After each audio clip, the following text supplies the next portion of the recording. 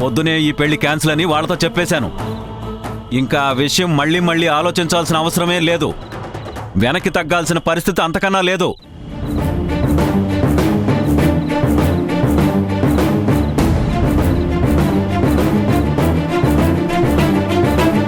అది కాదండి, నలుగురు నానా మాటలు అనుకుంటారు కదా. ఓ, నలుగురు కోసం నా బిడ్డ గొంతు కొయ్యమంటావా? రేపు అన్యాయం జరిగితే ఈ నలుగురిలో ఎవరైనా వచ్చి మనకు సాయంగా నిలబడతారా? మన వెంట ఉండి వాళ్ళని తప్పని నిలదీస్తారా? ఎవరో నలుగురి కోసం నా కూతుర్ని నానా కష్టాలు పడేలా చేయమంటావా? ఆ ఇంట్లో నా కూతురు క్షేమంగా ఉండదు అనేదే నా సమస్య. నీకు నలుగురు గురించి అంత పట్టింపు అయితే, నలుగురి మెప్పు నువ్వు పొందాలనుకుంటే ఓ పని చేద్దాం.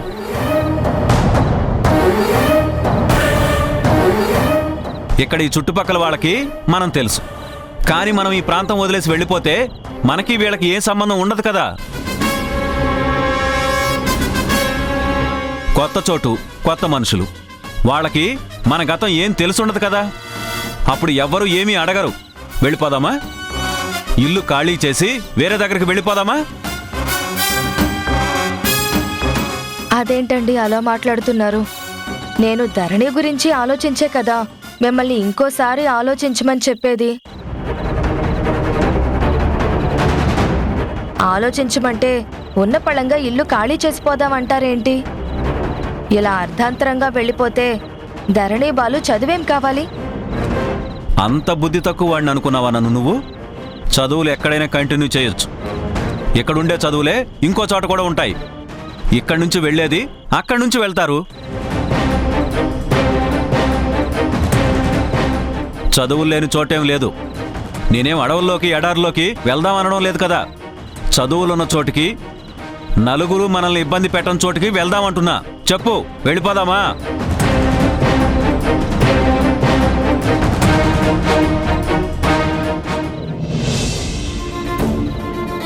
ఈ విషయంలో అమ్మ నాన్నని మరీ మరీ ఇబ్బంది పెడితే మేము కన్న తల్లిదండ్రులమని చెప్పే గుణ జనని గారికి నేను దూరంగా వెళ్ళిపోతానా?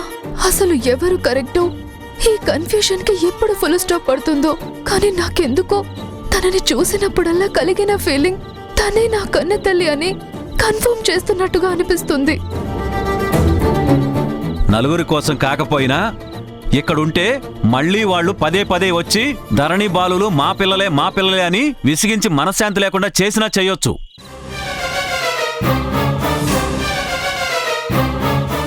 నాకెందుకో ఇక్కడి నుంచి వెళ్ళిపోవడమే మంచిది అనిపిస్తుంది. వెళ్ళడం నీకు ఇష్టం లేదా? అదేంటండి, ఏదో నలుగురు అనుకుంటారని చెప్తే ఇల్లే వదిలి వెళ్ళిపోదాం అంటారేంటి? అంటే ఇల్లు వదిలి రావడం నీకు ఇష్టం లేదా? అయితే నువ్వు ఇక్కడుండు, నేను బుజ్జి బాలు వెళ్ళిపోతాం. ఏంటి నాన్న, అమ్మ ఏదో తనకొచ్చిన ఆలోచన చెప్పింది. ఎందుకు తనని బాధ పెడతారు? నేను బాధ పెట్టడం కాదమ్మా, తనే పని కట్టుకుని వచ్చి నన్ను బాధ పెడుతుంది. అరే, నేను క్యాన్సిల్ అని చెప్పిన పెళ్లి ప్రస్తావన తెచ్చి మళ్ళీ మళ్ళీ నా కోపం తెప్పిస్తుందమ్మా. ఎవరో నలుగురు అనుకుంటారంట, వాళ్ళ కోసం నీ ఫ్యూచర్ నాశనం చెయ్యాలంట. మాట అనే ముందు ఆలోచించక్కర్లేదా? అంటేనేమో అన్నానంటారు, అనకపోతేనేమో ఇలా పిచ్చి పిచ్చి మాటలు మాట్లాడుతుంటారమ్మా.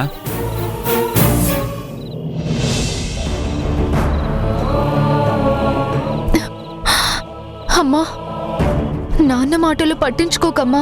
4 రోజులు ఓపికగా ఉండు. ఆయనకెందుకు కోపం తెప్పించడం?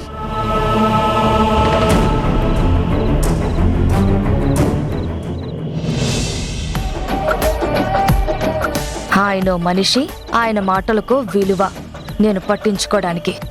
నాకు ఎవ్వరి మీద ఏం ఆపేక్షలు కారిపోవడం లేదు. పెళ్లి వాడితో అయితే నాకు అంతో ఇంతో ఆస్తి వచ్చి చస్తుందని నా ఆశ. ఈయనేమో మొండికేశాడు. నాకు నీ మీద ప్రేమ కాదు, వెనకాల ఉన్న ఆస్తి కోసం ఆరాటం. అంతా అయిపోయింది. ఇంక కాలు మీద కాలేసుకుని దర్జాగా బ్రతకడమే మిగిలింది అనుకున్నాను. అయిపోయింది, మొత్తం అయిపోయింది. ఈ మనిషి మొండిగా కూర్చున్నాడు. వాళ్ళ వదిలేటట్టు లేరు. టెన్షన్ అంతా నాకు పట్టుకు చచ్చింది.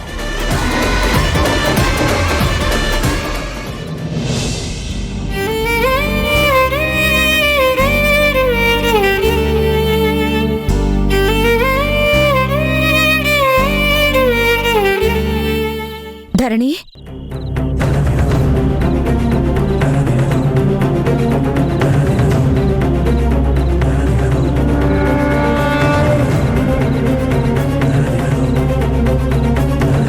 అమ్మా నేనమ్మా, నాన్నను బుజ్జి తల్లి. ధరణి,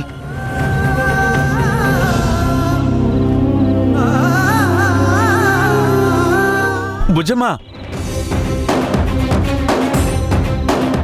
అమ్మ ధరణి, మేమే అమ్మా మీ అమ్మా నాన్న, మా దగ్గరికి రా. అమ్మా బుజ్జమ్మా. ధరణి, నేను నీ ధీరజను ధరణి. అమ్మా బుజ్జమ్మా. ధరణి, అమ్మ ధరణి, ధరణి ఇటు రా అమ్మా. రా ధరణి.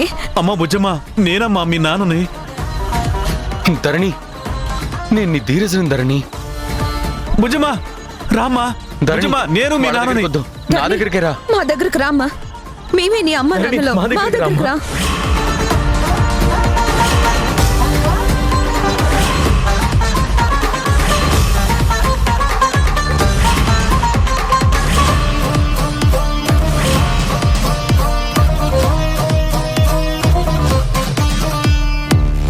ధరణి, మా దగ్గరికి రా అమ్మా. అమ్మా బుజ్జమ్మా, నేనమ్మా మీ నాన్నని. ధరణి, వాళ్ళెవరి మాటలు నమ్మకు అదంతా తల్లి. నమ్మకం. మా మా దగ్గరికి రా. దగ్గరకు రా. నేనమ్మా మీ నాన్నని. ధరణి, నువ్వు మా దగ్గరికి రా అమ్మా. ఇటు చూడమ్మా. ధరణి, వాళ్ళ దగ్గరికి వద్దు, నా దగ్గరికి రా. నీ అసలైన అమ్మానాలను మేమే. ఇటు రా అమ్మా. అమ్మా నేనమ్మా, నాన్నను బుజ్జి తల్లి. మేమే అమ్మా మీ అమ్మా నాన్న. మా దగ్గరికి రా. రా ధరణి, రా అమ్మా. అమ్మా. మా దగ్గరికి రా. రా ధరణి, రా అమ్మా. మా దగ్గరికి రా అమ్మా. నేనమ్మా మీ నాన్ననమ్మా. ధరణి, రా ధరణి, నువ్వు అంటే నాకు చాలా ఇష్టం. వాళ్ళెవరి మాటలు నమ్మకు తల్లి. మా దగ్గరికి రా. బుజ్జమ్మా. ధరణి, అమ్మా బుజ్జమ్మా. అమ్మా ధరణి, నేనమ్మా మీ నాన్న. ఇటు రా అమ్మా. బుజ్జమ్మ, మా దగ్గరికి రా. మేమేనమ్మా మీ అమ్మ నాన్న. నాకు చాలా ఇష్టం బుజ్జమ్మ. మా దగ్గరికి రా అమ్మా. రా ధరణి. అక్క అక్క ఏమైంది అక్క? అక్క ఏమైంది? ఏమైంది అక్క? అక్క ఏమైంది?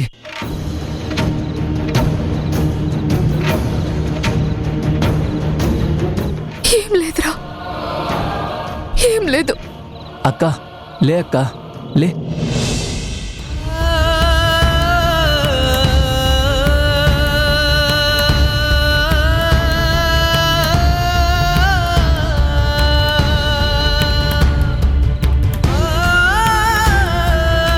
అక్క పద పడుకుందారా. రా.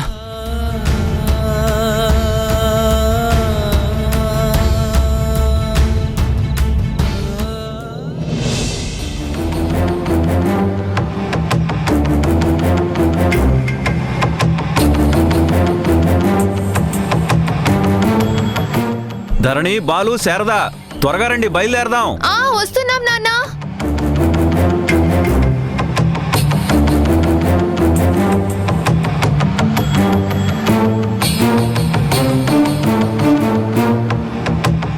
అమ్మా బుజ్జమ్మా, బయలుదేరదామా?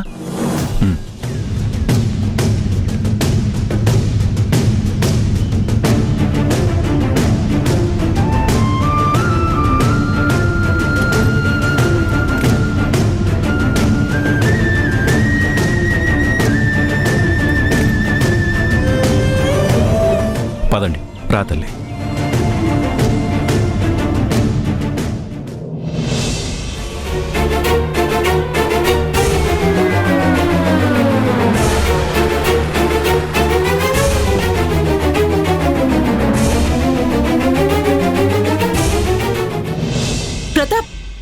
ప్రతాప్ గారు, ఒక్క నిమిషం.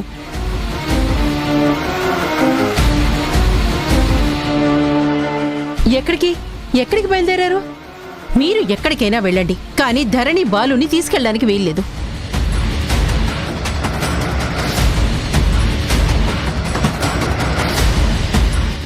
ధరణి మీ కన్న కూతురు కాదు. ధరణి బాలుల మీద మీకు ఎలాంటి హక్కు లేదు. మీ వెంట వాళ్ళని తీసుకువెళ్లే హక్కు మీకు లేదు.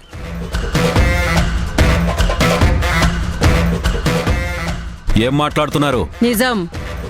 నిజం మాట్లాడుతున్నాను.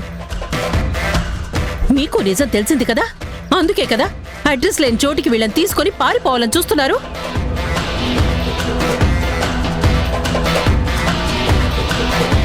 చూడండి, మీరు ఎంత దూరం పోయినా ప్రేమ వాళ్ళని దగ్గర చేస్తుంది.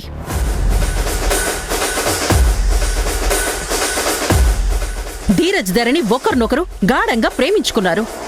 ప్రేమికుల్ని అన్యాయంగా విడదీస్తే పాపం తగులుతుంది.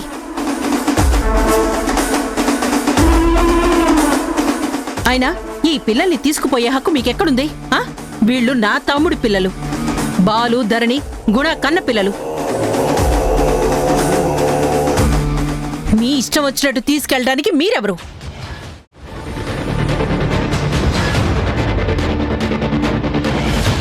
మా ధీరజ్ మీ అమ్మాయిని ప్రేమించాడు. ఇద్దరు ఒకరినొకరు ఇష్టపడుతున్నారు. వాడు మీ అమ్మాయిని పెళ్లి చేసుకుంటాడు. మీరు కాదు, కూడదు, క్యాన్సిల్ అంటే వింటూ చూస్తూ ఊరుకోవడానికి మేమేమంత పిచ్చోళ్ళం కాదు. చేతకాని వాళ్ళం అంతకన్నా కాదు. ఎవరు అడ్డం వచ్చినా నా కొడుకుతో ధరణి పెళ్లి ఆగదు, ఆపలేరు. పద ధరణి. దమ్.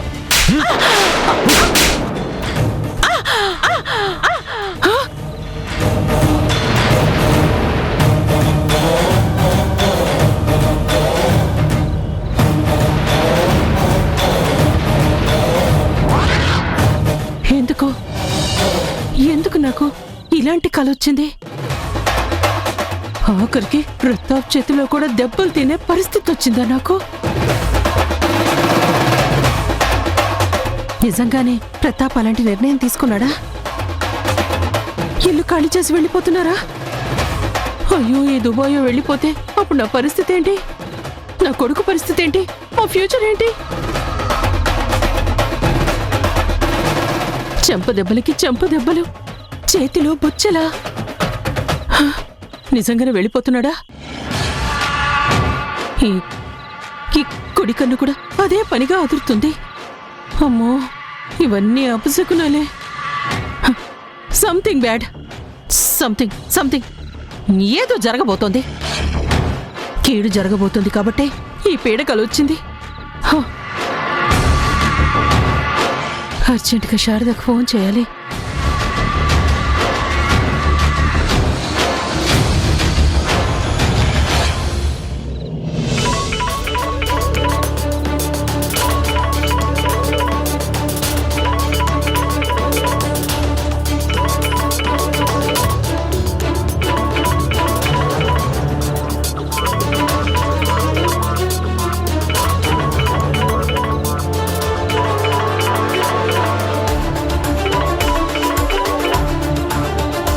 హలో.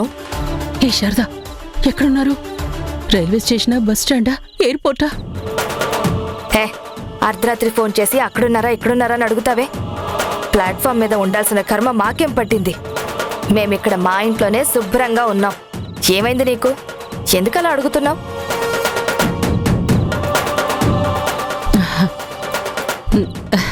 అబే ఏం లేదు. మీరేదో ఇల్లు ఖాళీ చేసి వెళ్ళిపోతున్నట్టు, నేనొచ్చి వెళ్ళకండి అని మీ ఆయనకి నచ్చజెప్పే ప్రయత్నం చేస్తే ఆయన నా చెంప పగలు కొట్టినట్టు నాకు కలొచ్చింది. చెంప నలుపుకుంటూ ఉలిక్కి పడలేచాను తెలుసా? అందుకే భయపడి నీకు ఫోన్ చేశాను. నీకు కలలో మాత్రమే దెబ్బలు పడ్డాయి, నాకు నిజంగానే చెంపలు పగిలిపోయాయి. అర్ధరాత్రి మధ్యల తరువు అని ఇప్పుడు తీరిగ్గా ఫోన్ చేసి నీ కలలు, నీ ఉలికిపాట్లు, భయపడ్డాలు చెప్పాలా?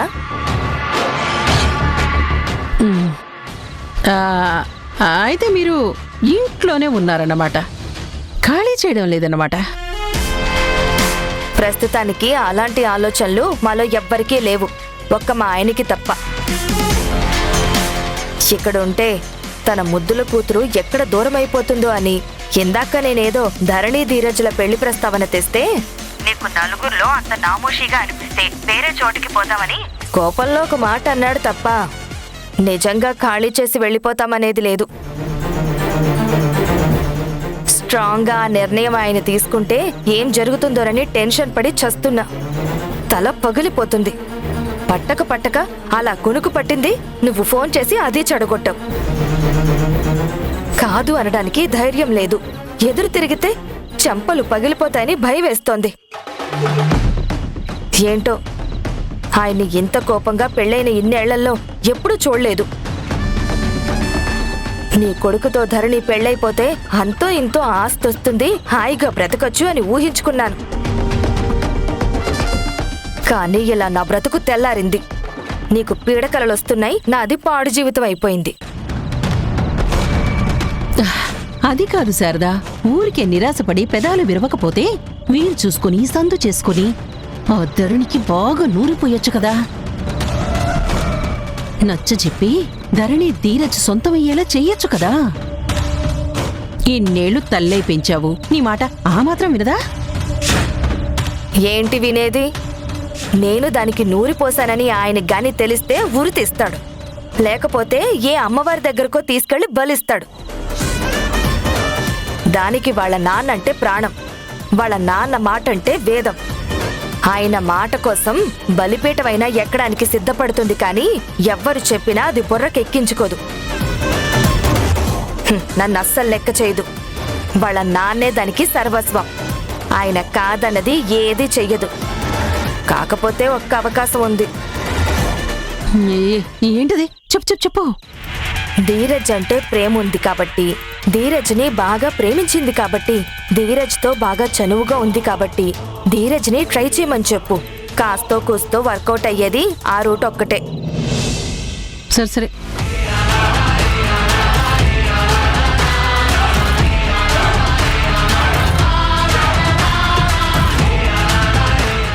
ఓ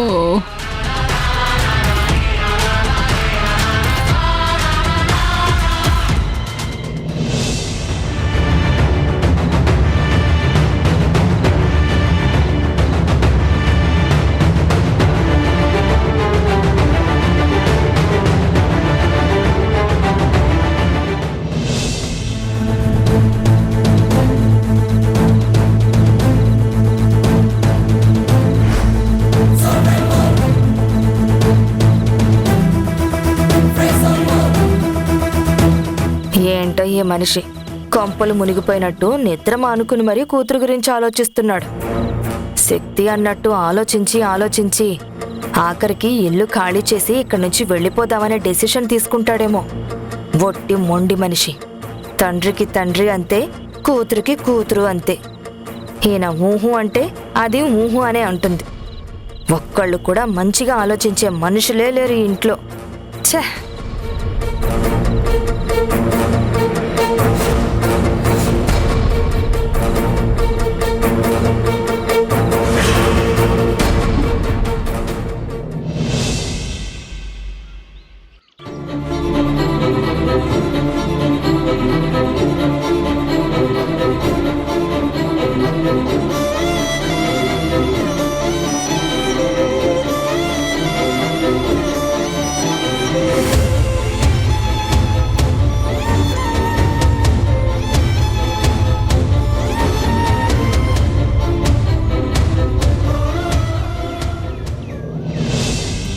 గుండెలోనా సౌవడుందే, గొంతులోనా ప్రాణముందే, ఊపిరి మాత్రం ఉన్న పళంగా పోతున్నట్టుందే, ఉక్కిరి బిక్కిరి చేసే బాధే చుట్టుముట్టిందే. ఓరోరి దేవుడో ఎన్నెన్ని సితారాలు సేతావు నీ రాతలో, నీ సేతి బొమ్మలా ఈ నేల మీద మేము ఆడాలి ఎన్ని ఆటలో. ఓరోరి దేవుడో ఎన్నెన్ని సితారాలు సేతావు నీ రాతలో, నీ సేతి బొమ్మలా ఈ నేల మీద మేము ఆడాలి ఎన్ని ఆటలో.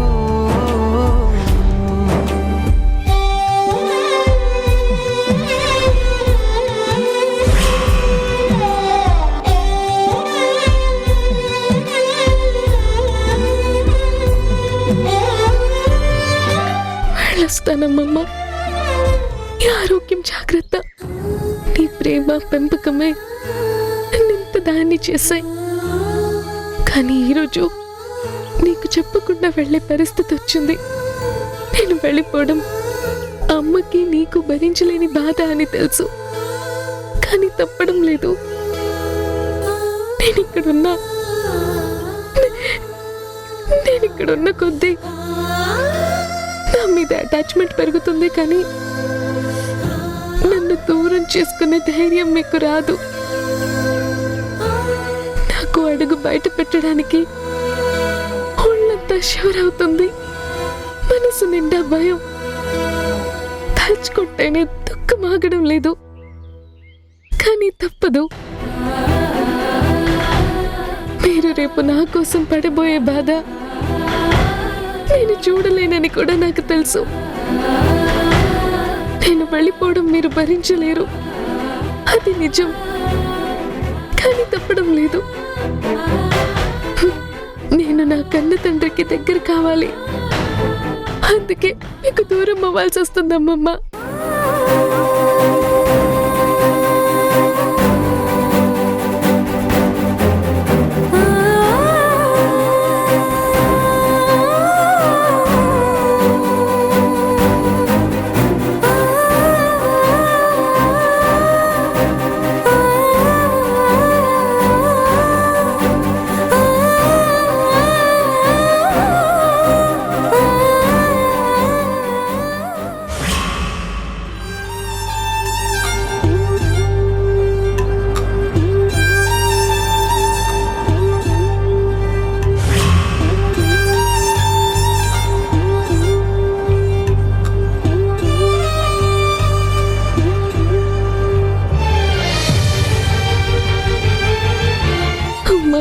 నేను వెళ్ళిపోయానని నా మీద కోపం పెట్టుకోకమ్మా.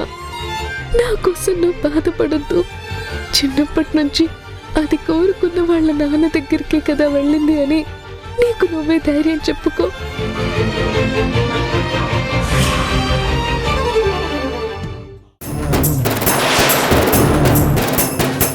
మా నాన్నకి పెళ్లి ఇష్టం లేదు.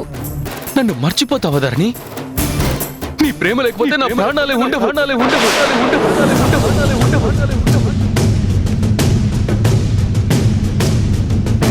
ధరణి